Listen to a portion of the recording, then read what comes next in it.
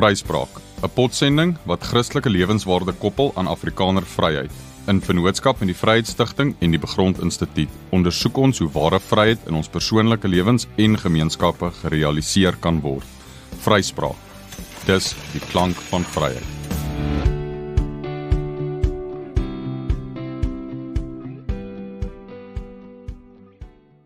Goeiedag aan al ons luisteraars by ons volgende episode van Vryspraak. Hier waar ons in Orania, vanuit Orania, dink oor vryheid. Waar ons dan nou met 'n vryheidse woordeskat omgaan met verskeie sake, met verskeie probleme, met verskeie nuwe uitdagings.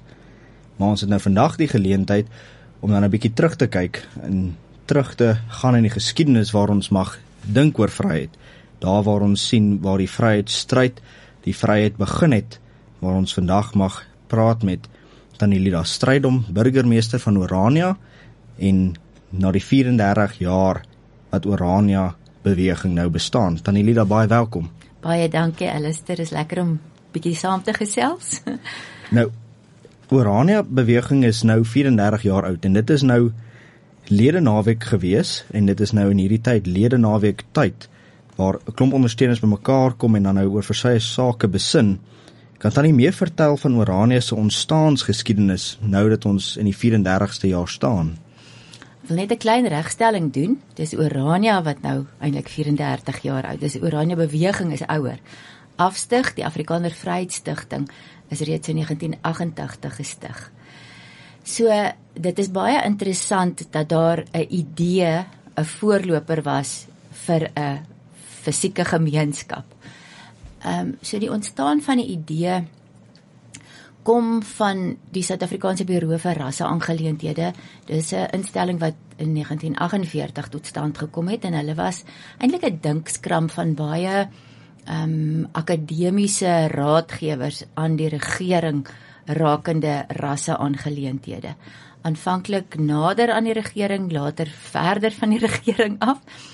Maar as ek dit nou reg het, dan was dit Dr. Willem van Heerden wat by Sabra Jeugkongres in 1979 eintlik die eerste keer hierdie idee uitgespreek het van 'n volksstaat met die beginsels van eie grond, eie arbeid en eie instellings.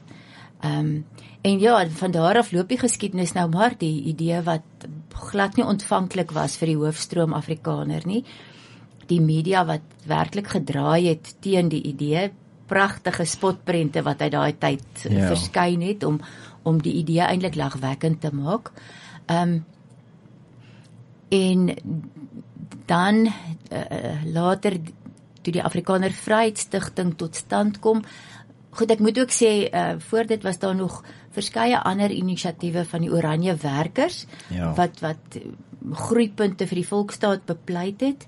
Hulle het toe by Morgensonne gemeenskap gevestig, wat ongelukkig uiteindelik nie die mas kon opkom nie. Ek dink die demografie daar was regtig nie in hulle guns nie. En dan hoofsaaklik, aanvanklik 3 van die lede van die Oranje werkers wat dan weggebreek het, Dr. Chris Jooste, professor Karel Boshoff en meneer Dirk Viljoen.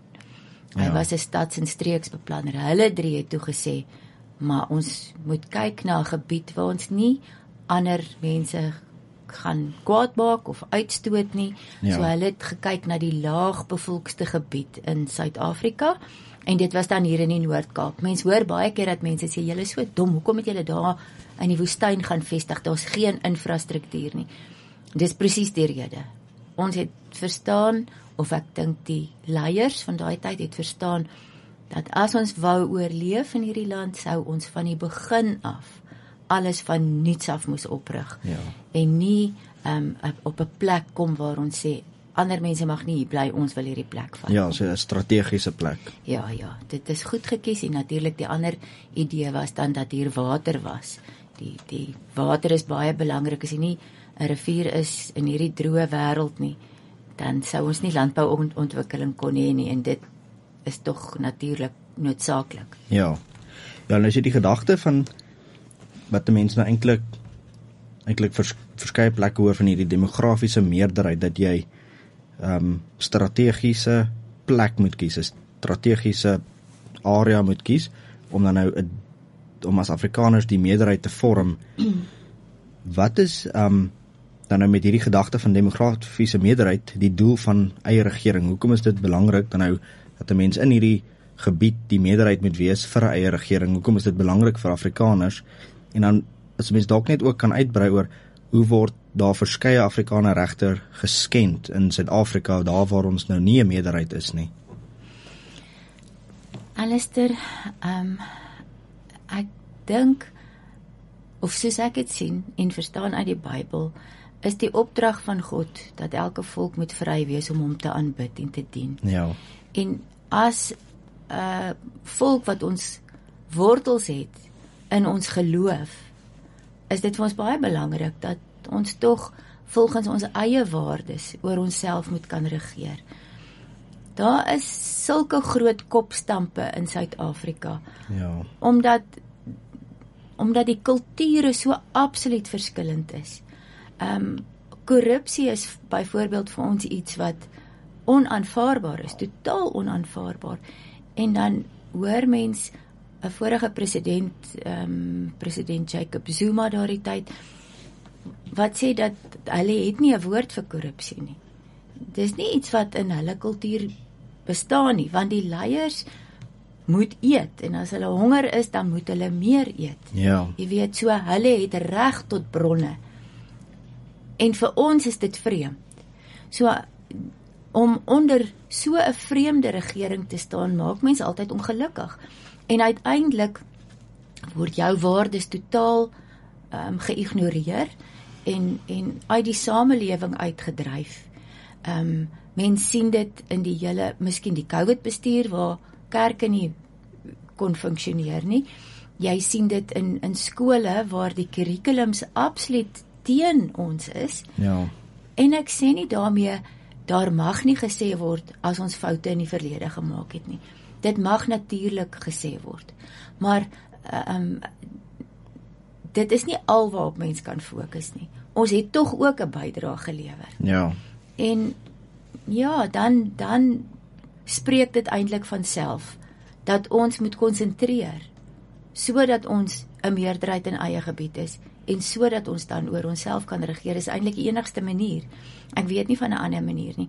As mense so verspreid is oor die land, dan is dit vir my soos 'n vuur waarvan die kole uitmekaar uitgekrap is.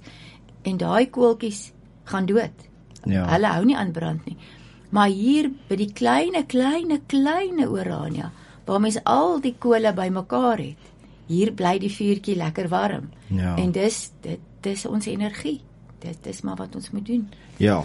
Nee, die wat Tannie nou gesê het oor die eintlik uitgebrei oor die verskeie regte, of dit nou is in die kerk se inperking, of dit nou die onderwys is, of dit nou selfs jou voordele by die werk is as gevolg van velkleur. Dit is nou alles regte wat geskend word, maar ek dink buiten dit het jy nog ook 'n geweldige kultuurbotsing waarna Tannie verwys het, maar ook 'n trauma onder wat in die geskiedenis nou gebeur het, wat dit dink ek nog tot 'n volgende vlak dit nog erger maak. Ek dink Afrikaners is geweldig getraumatiseer. Hulle besef dit nie. En dis nie iets wat ons al hanteer het nie. Ons hele geskiedenis is 'n geskiedenis van trauma. En trauma word oor geslagte onbewustelik oorgedra. Ja. As dit nie hanteer word nie, ek is nie 'n sielkundige nie, ek het glad nie in die geesteswetenskappe gestudeer nie, ek het nie so agtergrond nie. Maar 'n mens sien dit eintlik raak uit mense se optrede uit, hoe getraumatiseer hulle is. Aanvanklik die vlugtelinge vir hulle geloof uit Europa uit. Ja. Al die gebeure aan die Kaap, uiteindelik die eerste vryheidsstryd, die tweede vryheidsstryd wat bloedig was, waarin ons as 'n volk verneder is. Uiteindelik gaan ons deur apartheid. Ek dink daar die vernedering van die tweede vryheidsstryd het in 'n groot mate aanleiding gegee tot selfbeskerming op enige manier. Ja. En uiteindelik vorder ons dan tot by apartheid, wat oor die langer termyn nie tot ons voordeel sou uitwerk nie. Ja. Maar dit was 'n manier, dink ek, om ons trauma te hanteer. En apartheid self het aan ons trauma veroorsaak. Aan ons wat eintlik aan die goeie kant daarvan gestaan het. Ja. Ek dink dit het ons as 'n volk baie afhanklik gemaak. Dit het ons meerderwaardig gemaak. Dit het veroorsaak dat ons neersien op sommige werk. Dit het ons eintlik in 'n ondergeskikte posisie geplaas, want die vakbonde het die land begin regeer. Ja. En ons, jy weet, daar was so breuk. Ons was nie op die morele hoëgrond nie. Terwyl mens kan sê dat groot apartheid waarskynlik 'n goeie bedoeling gehad het, Ja. maar die klein apartheid was baie vernederend. Ja. En ons het daaraan meegedoen as 'n volk. En ons moet ook verstaan dat dit ook trauma by die ontvangers daarvan veroorsaak het. So, ek dink apartheid op die langtermyn gesien was nie vir ons goed nie. Ja. En dit is nie iets wat ons weer kan herhaal in Orania nie. Dit het nie gewerk in Suid-Afrika nie. Dit het nie gewerk, of dit werk nie nou in Suid-Afrika se guns, al die raswette nie, al die diskriminasie. Ja. Ek bedoel, by die Universiteit van die Wes-Kaap het jy beter kans om gekeer te word as jy 'n Chinees is, Ja. as wat jy 'n blanke Suid-Afrikaner is. Ja. En ek dink ook Afrikaners staan alleen aan die ontvangkant van die straf vir apartheid. Ja. Die Engelse in Suid-Afrika, die blanke Engelssprekende mense, het nie al die voordele gehad wat ons gehad het, en hulle het meegedoen daaraan, maar daar word nêrens eintlik teen hulle sulke uitsprake gemaak, Ja. soos gaan terug Brittanje toe nie. Dis net Afrikaners vir wie gesê word gaan terug Nederland Ja, toe. ja. Maar ja, ons is hier en ek dink dit is die plek waar ons moet wees. Ja. Ja, so die wat hy nou gesê dat die mense nogal afhanklik was van die vorige instellings van apartheid, is nogal hoekom dan nou 'n demografiese meerderheid eintlik nogal so belangrik is, dat jy as Afrikaners die meerderheid in 'n area vorm, daarin dat daardie Afrikaners wat in daardie gebied is, dan bepaalde besluite kan neem.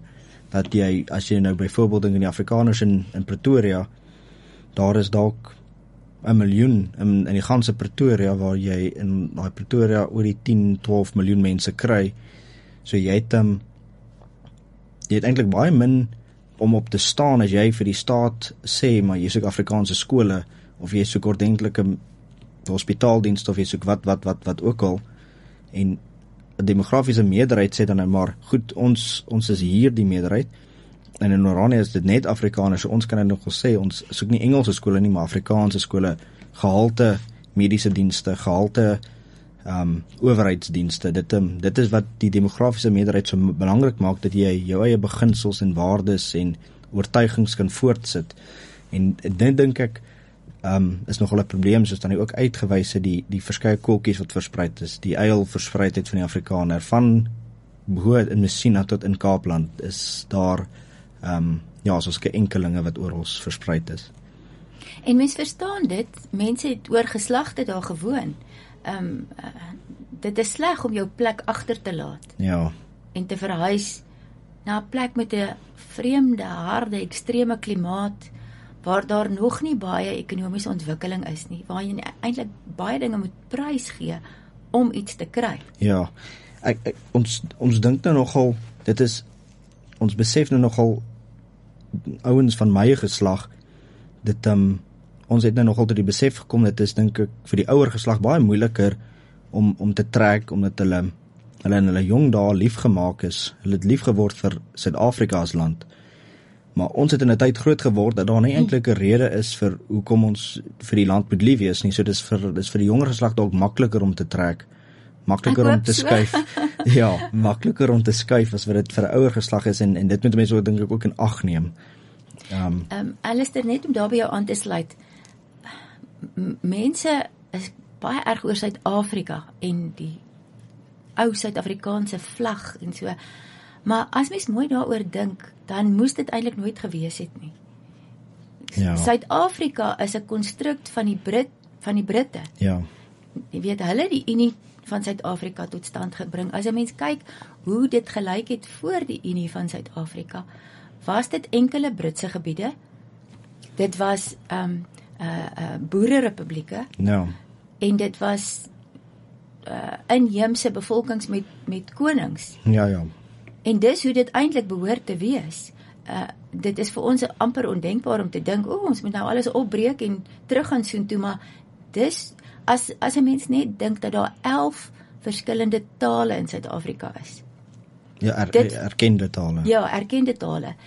Dan verteenwoordig dit eintlik 11 verskillende kulture. Ja. En nou is al hierdie mense saam gegooi in een groot pot. En jy kan maar net sien dat dit nie werk nie. Ja. Ja, dit is die wat dan nou praat van die 1910 Unie.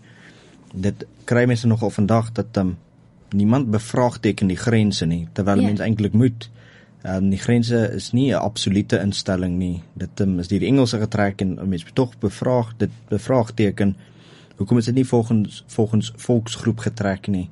En dis nou dink ek eintlik wat Orania poog om te doen, om te sê maar sonder om enige ander volk te na te kom, vat ons die een plek wat geen ander volk wil hê nie, dit is hier in die Karoo. En hier wil ons vir ons grense trek. Hier wil ons dan nou op ons eie kan aangaan. Maar nou, so gepraat oor die grense, as 'n mens nou so kyk na Orania se grense, is daar vir hierdie grense 3 baie belangrike beginsels. Dit is dan nou eie arbeid, eie instellings op eie grond. Kan jy dalk daaroor meer sê?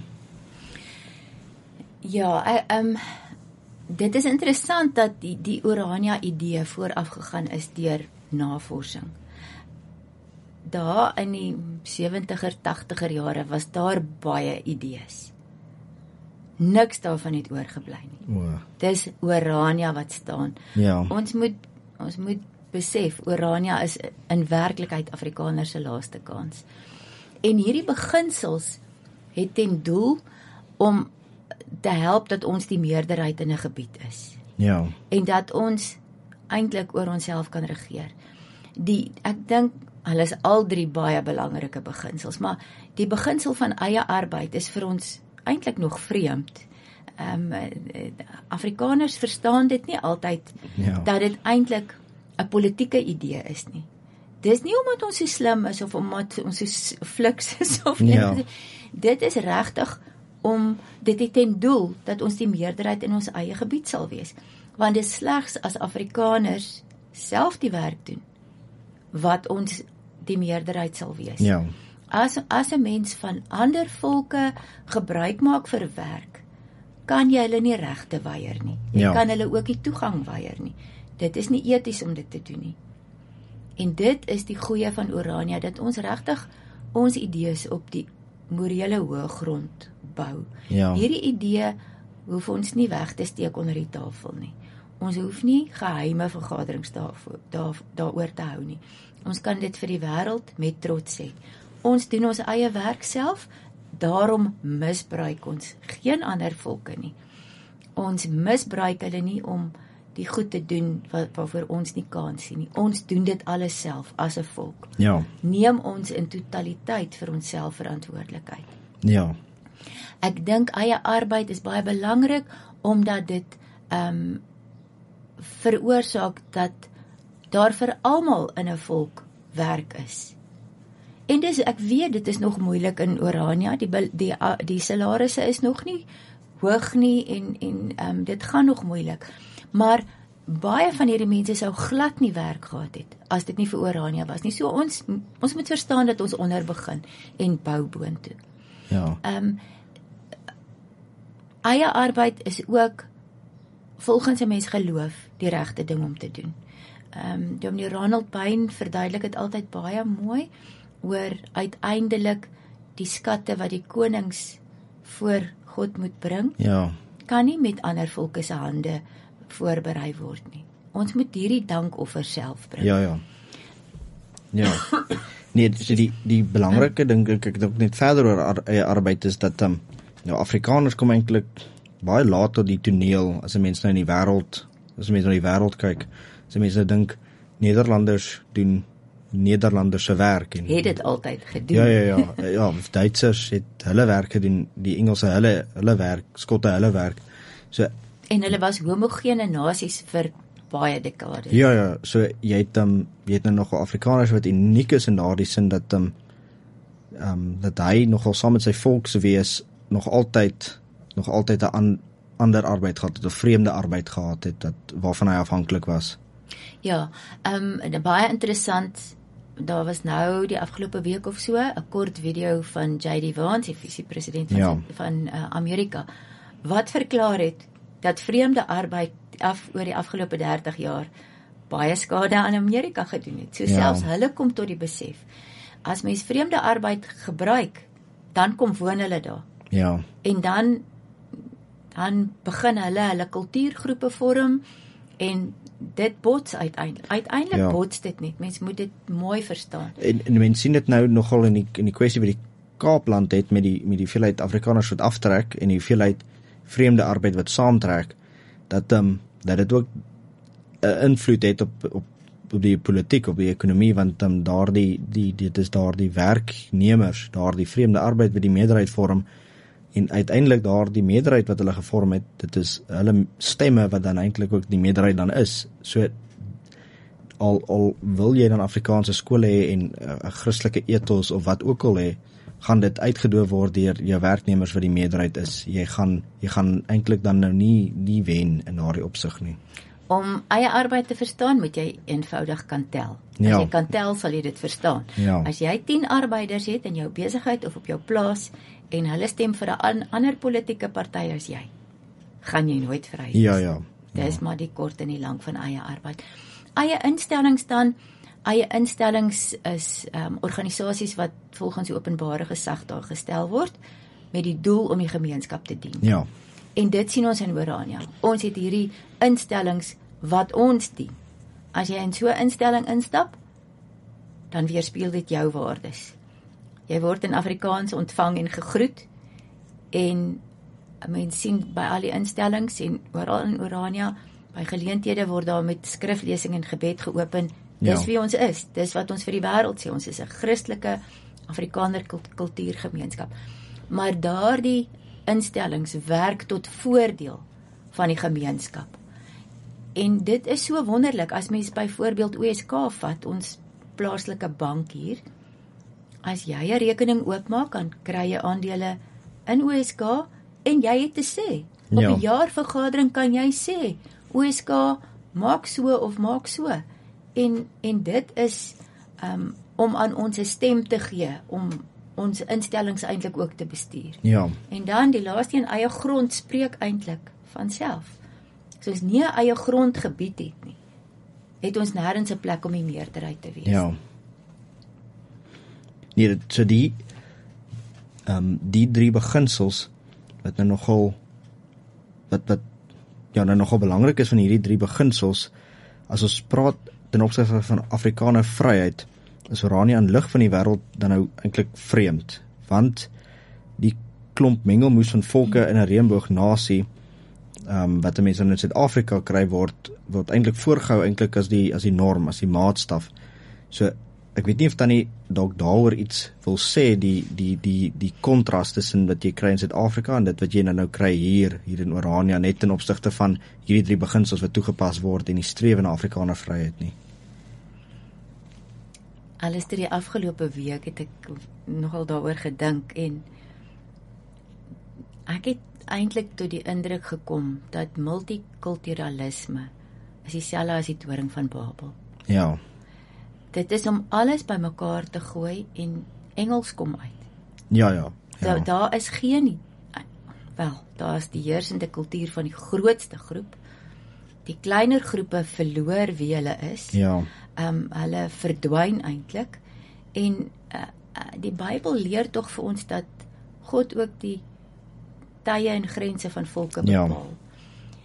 En dit moet ons maar in gedagte hou. Orania is 'n roeping. Orania is nie sommer ietsie wat uit die lug uitgeval het nie. Dis 'n roeping dat ons hier 'n plek moet skep vir ons volk.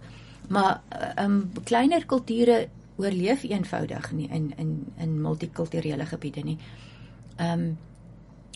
En dan sien jy dat dit in die res van die wêreld is dit nou die norm.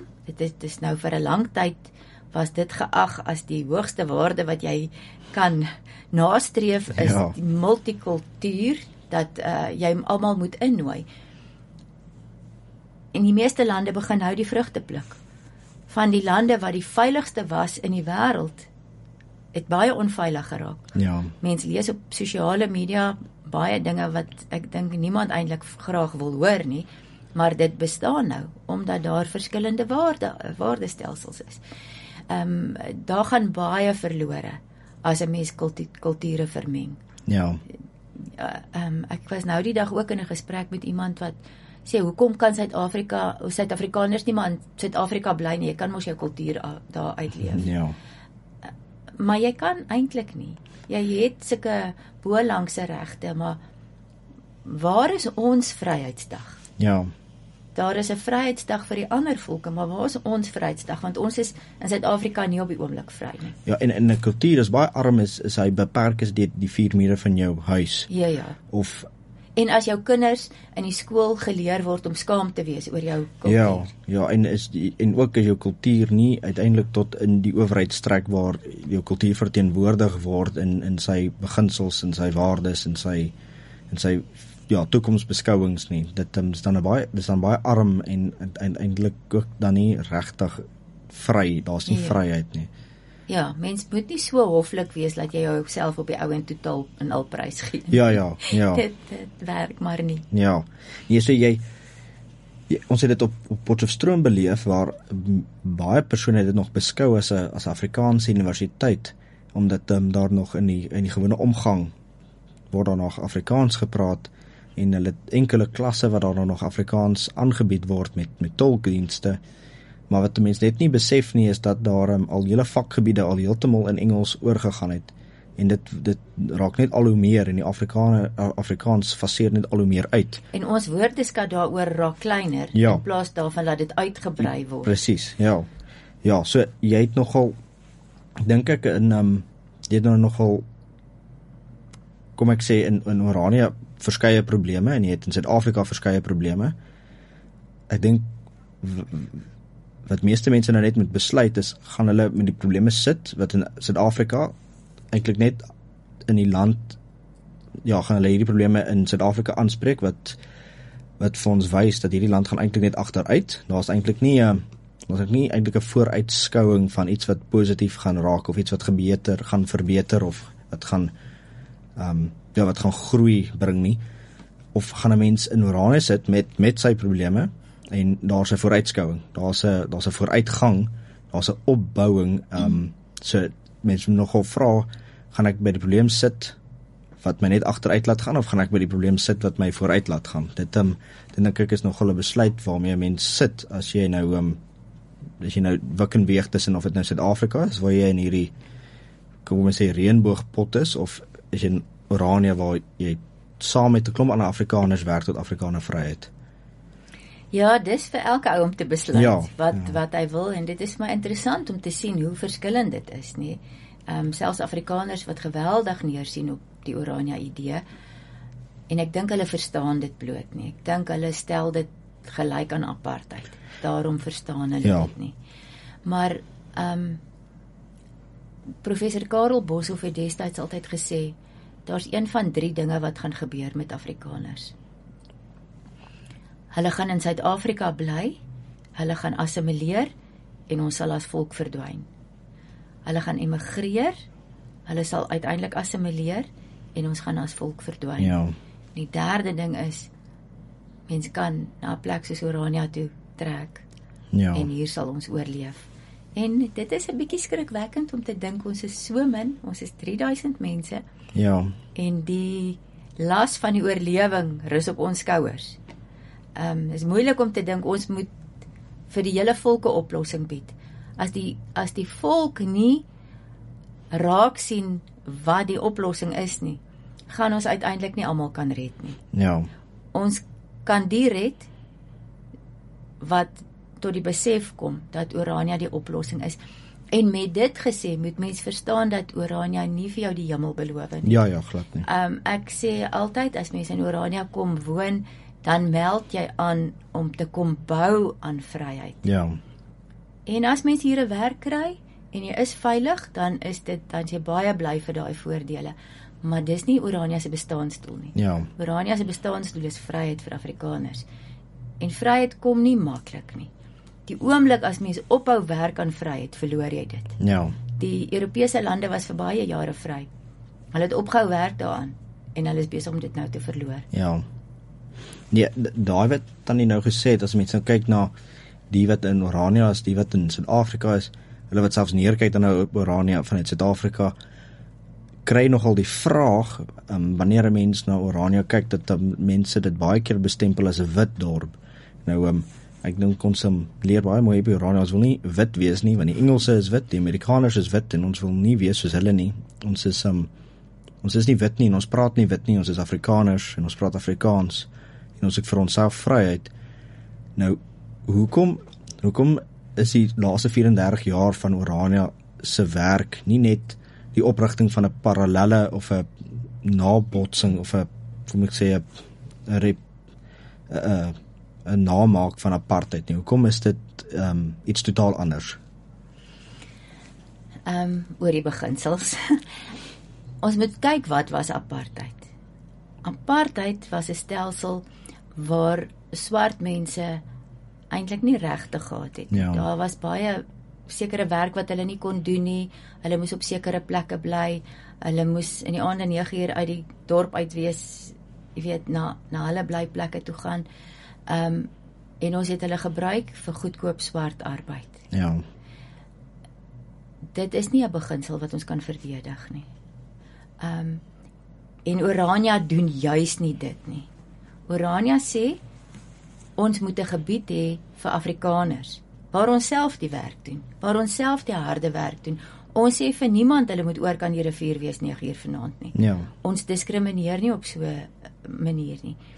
So, ons sien alle nie-Afrikaners as ander volke wat ons moet respekteer en erken. Ons moet hulle erken as ons verwag dat hulle ons moet respekteer en erken.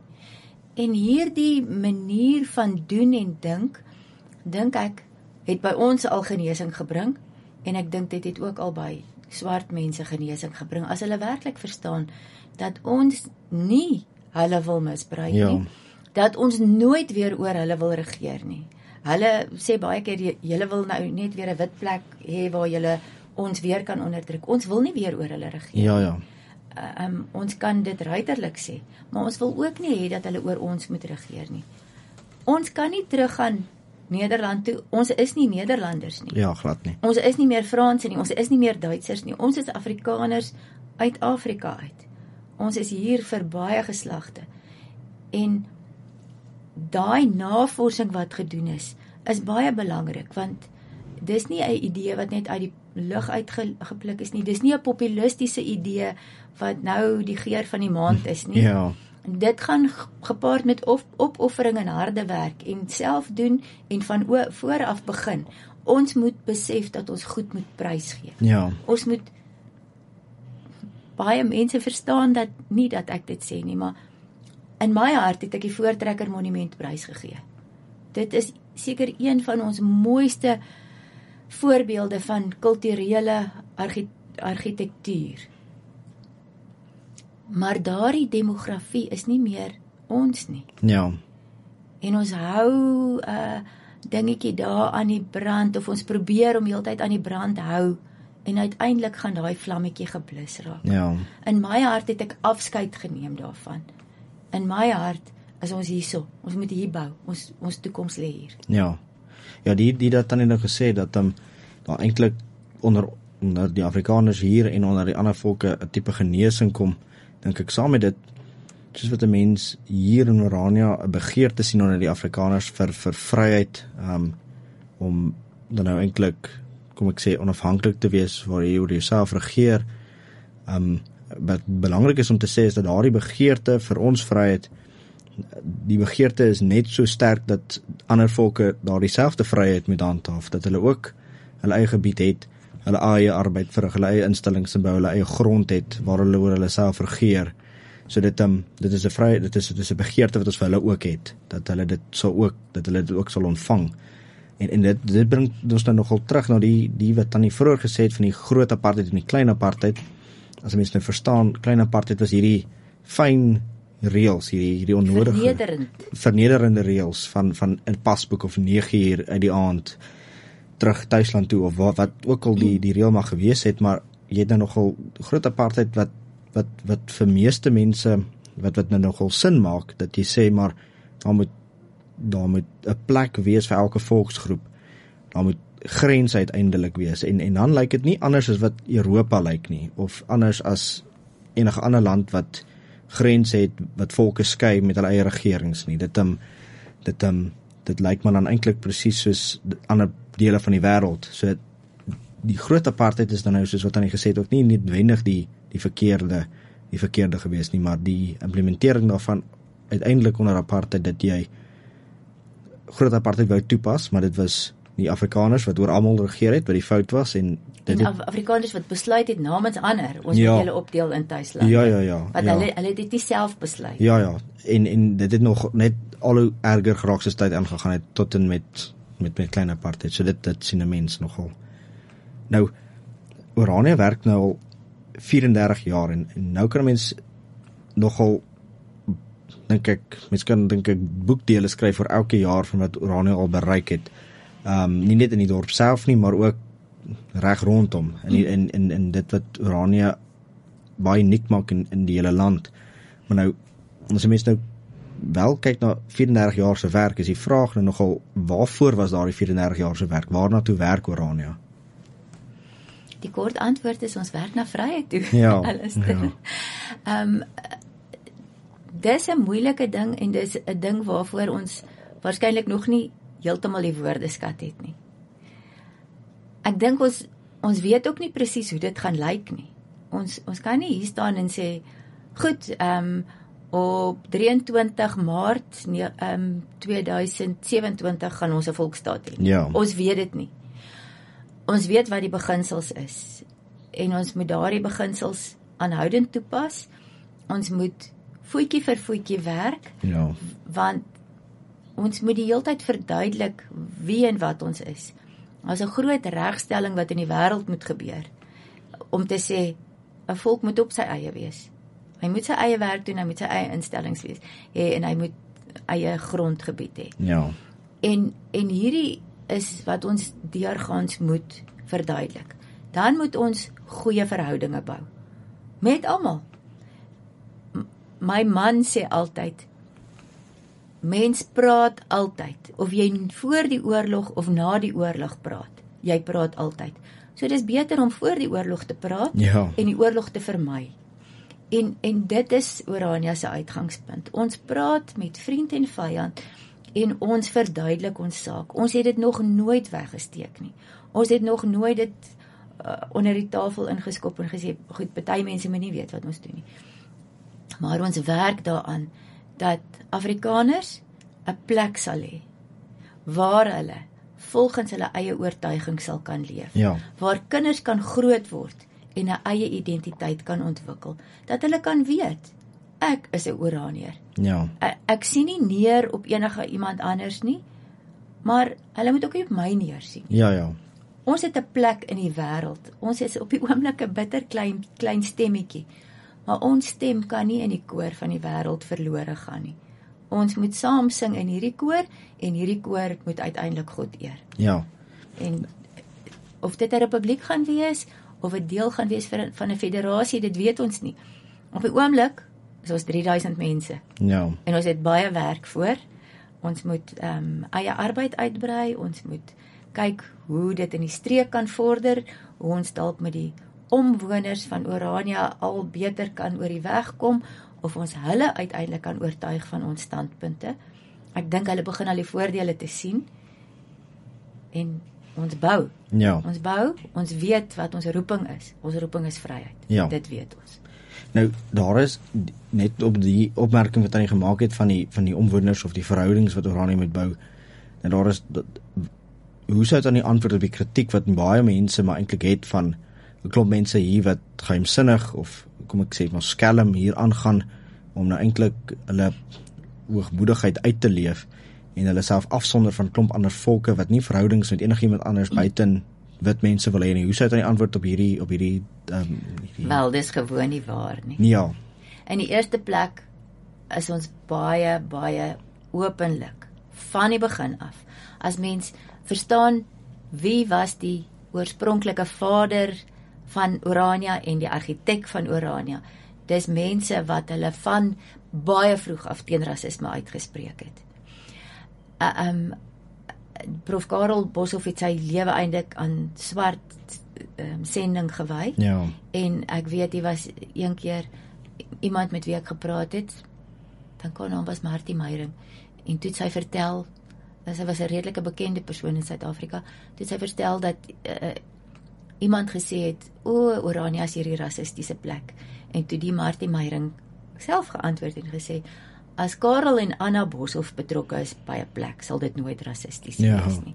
Goed, so, dit kan ons met veiligheid sê, dit was nooit Orania se idee nie. Ons kan hierdie idee op enige plek in die wêreld verduidelik. Ons is nie 'n kultus nie. Ja. Ons sê nie vir mense, jy moet so glo of jy mag nie dit of dat nie. Dit is 'n vry gemeenskap waarin mense regtig verskillende menings het. Dis 'n gemeenskap waar ons enige besoekers ontvang. Wys my waar ons al gediskrimineer het teen enige besoekers uit watter land in die wêreld ook al. Ja. Hulle was hier. Ons het verskeie swart inheemse volke al ontvang en ons het al van hulle besoek. En dit is tot ons voordeel as hulle dieselfde as ons wil hê. Ja. As 'n Xhosa gemeenskap in die Oos-Kaap sê hulle gemeenskap in Mnyameni wil ook graag doen wat ons doen, dan begin ons met hulle gesels en ons kyk hoe ons mekaar kan ondersteun op pad na hierdie vryheid toe. Ja. En so het ons al van die Barolong mense gehad, van die Amabele, die Griekwas, bruin mense van Eerster is, daar's te veel om te noem. Ja. Daar's verskeie wat al met ons kom praat het. Ja. Ons is oop daarvoor. Kom praat. Ja. Dit is die belangrike ding. As mense met ons kom praat en ons kry geleentheid om te verduidelik, dan kom hulle die meeste van die tyd tot ander insigte. Ja. En 'n mens moet uiteindelik verstaan dat om geheimsinnig te wees of nie deursigtig te wees nie. Orania se saak genaamd nie help nie. En ook om vyandig te wees teen ander volke se vryheid, help Orania se saak ook glad nie. En 'n mens wil eintlik in alle opsigte alles doen wat ons vryheid verseker. En dit is dan nou beteken deursigtigheid, dat ons onder die grootste lens kan staan en kan bly staan, en dat ons ook saam met ander volke dan nou ook kan saamwerk en met hulle 'n pad kan stap. Terwyl ons die trauma erken waardeur mense is. Maar as ons die trauma nie erken nie, dan gaan ons dit ook nooit kan hanteer en regstel. Ja. Ons is by die laaste vraag dan en dit is maar eintlik dis eintlik kom ek sê dalk so dat die ouer geslag, dan kom eintlik uit 'n geslag uit waar die regering gefunksioneer het, baie goed gefunksioneer het, en dit was nogal kom ek sê 'n bloeityd vir 'n klomp ontwikkeling onder die Afrikaners in die land. Nou saam met dit het dit nou gekom dat die ouer geslag ook eintlik aanskou het hoe hierdie funksionerende regering te einde gekom het. Die regering het verander en daar's geweldige agteruitgang gewees. So daar's geweldige agteruitgang, en dit sien 'n mens eintlik net eenvoudig in oupas wat vertel van botaniese tuine wat kompetisies gehad het te kyk wie kan die treinstasies die mooiste maak. En in jonger geslagte, ouens my ouderdom, ken nie 'n treinstasie nie. Ons ken nie treine nie, maar ons ken trokke. Ons ken trokke wat die pad vernietig en baie skade veroorsaak. Nou die jong Afrikaners is daarom gewoond nogal aan werk. Ons is gewoond daaraan om goed self te doen. Jy kry nogal die kreet in Suid-Afrika onder die Afrikaners, so saam met Solidariteit en Afriforum, ons sal self werk, en so jy het nou eintlik 'n klomp verpligtinge oorgeneem van die staat, wat destyds die staat se verantwoordelikheid was. So jy het die ouer geslag wat so half nog moet aanvaar, dit is nou oneffektief, en jy het ons wat groot geword het met oneffektiwiteit en ons moet nou alles self doen. En daar word nou eintlik oral gebou. Daar word in Pretoria gebou, rond uit 'n bos uit gebou, daar word nou in die Kaapland gebou. Maar nou is die vraag nogal, hoekom is Orania beide 'n tuiskoms vir 'n ouer geslag en dan ook 'n bouplek vir 'n jonger geslag? Hoekom moet 'n mens hoekom is dit belangrik waar jy besluit waar jy tuiskoms en hoekom is dit belangrik om te besluit waar jy wil bou wat volhoubaar is? Alistair, dit gaan eintlik maar oor demografie. En demokrasie erken die reg van die meerderheid. Ja. In Pretoria en in die Kaap is Afrikaners nie in die meerderheid nie. Hulle kan probeer om daar dinge te doen. Ek weet nie of dit gaan standhou nie. Ek kan dit nie sien nie. As ek na die Suid-Afrikaanse geskiedenis kyk, ons het soveel dinge daar opgebou, meeste van die tyd met swart arbeid, maar dit was ons idees, dit was baie keer ons geld, dit was ons deursettingsvermoë, dit was moeilik om al daai instellings tot stand te bring, en ons het dit alles verloor. Suid-Afrika lyk bitter sleg. Ons seun is die eerste keer Europa toe, dink ek in 2022, en toe hy gaan, het ek tot daai besef gekom, hy het nog nooit mooi werkende dorpies gesien nie, hy ken dit nie. Ja. En nou gaan hy dit in Europa vir die eerste keer sien. Ons het groot geword met daai treinstasies. Dit was Afrikaner waardes. Dit is westerse kultuur wat treinstasies oprig. Dis westerse kultuur wat stadsontwikkeling doen. Ons is mense van orde. Ons kan nie in chaos funksioneer nie. Mens kan nie kulture vermeng en dink daar gaan 'n struktuur wees nie. Want wie se struktuur gaan daar wees? Ja. As ek nou kyk na westerse dorpies soos ek het geken het, toe ek groot geword het, dit was pragtige netjies.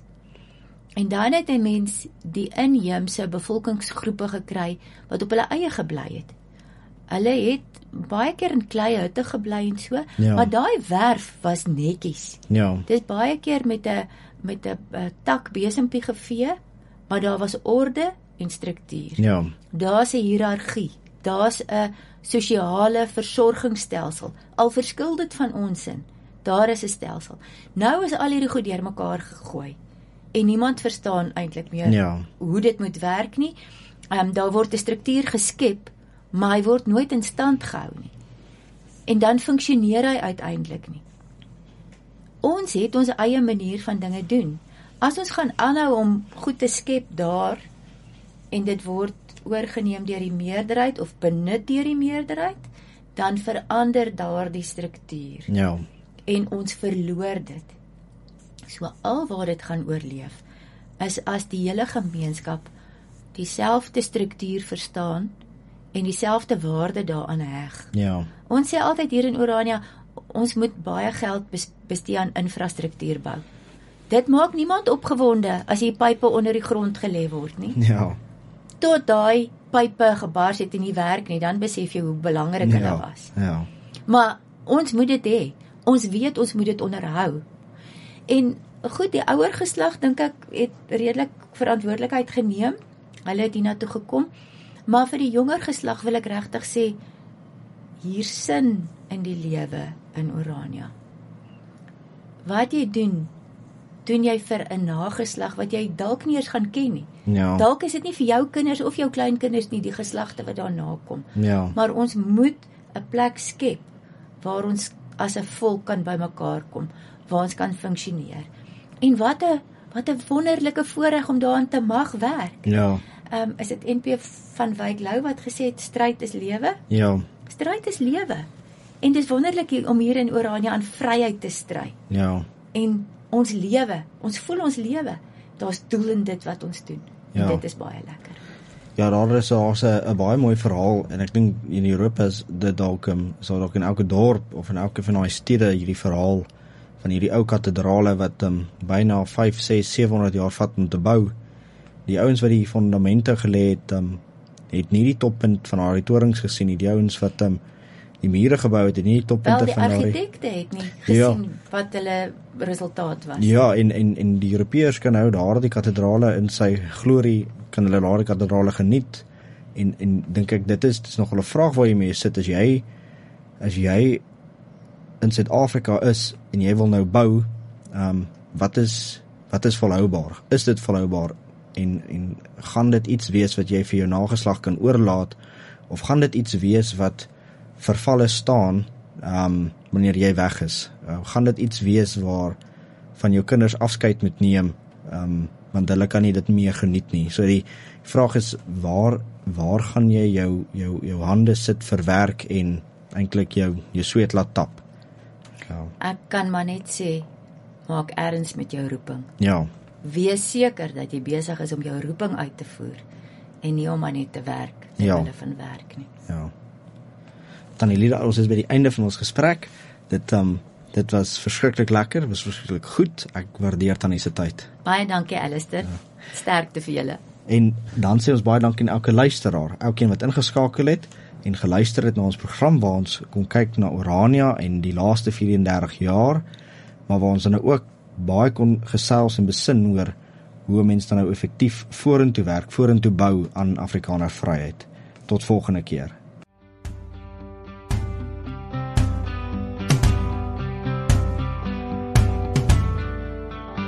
Vryspraak, 'n potsending wat Christelike lewenswaarde koppel aan Afrikaner vryheid. In vennootskap met die Vryheidsstigting en die Begrond Instituut ondersoek ons hoe ware vryheid in ons persoonlike lewens en gemeenskappe gerealiseer kan word. Vryspraak. Dis die klank van vryheid.